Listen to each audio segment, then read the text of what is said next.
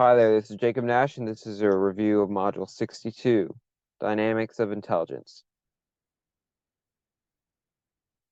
All right, so this is just these next three modules are not as lengthy as the last two. The last two were really the main things you need to know for this unit, but still, let's just talk about these things. Okay, so cohort.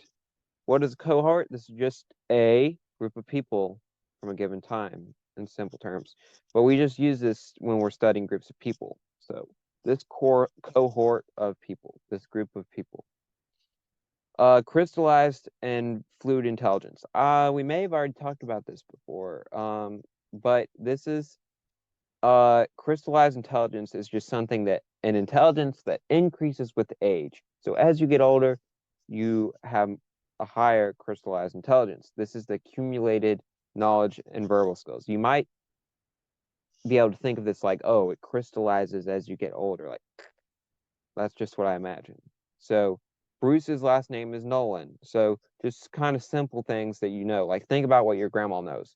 Oh, Walter down the street, he has made tomatoes for 59 years. Or something like that. Like, what does your grandma say? She knows all these random facts and things from her history. That's her crystallized intelligence. Fluid intelligence, though, this decreases with age. So it flows, but not as much when you're older. And this is just speedily and abstractly reasoning. So then ask your grandma, 2 plus 3 times 5 divided by 2. Well, I don't know. I don't know. So yeah, your grandma might not know fluid intelligence, or she might not know a math question like that so quick, or some kind of think fast sort of thing. That's not necessarily just a fact. Like, not like, oh, who was the 26th president? Theodore Roosevelt. That still might lean on the side of crystallized intelligence. But fluid intelligence would be something that you gotta kind of abstractly, that means it's like something you kind of think of yourself. Like, how could you arrange these wood blocks to make them look like this or something like that? I don't know. That's what fluid intelligence is. All right. So intellectual disability. This is just something that limits mental ability. So this is usually if you have an IQ of 70 and below.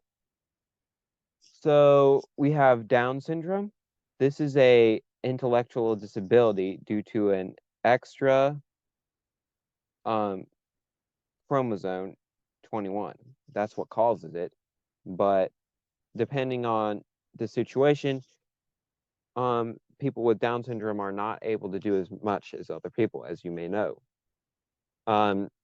If a person scored high on a test of creativity, how would you describe the results? Well, that's kind of a weird thing. That's not really, I don't know. I've already told you before, I don't really like these questions, but a person was able to use seemingly unrelated objects to create something unique. Well, that is what creativity is. I don't know. Like I said, don't make these. Don't make these. What score on an IQ test indicates intellectual disability? 70 or below. Okay, thanks for watching.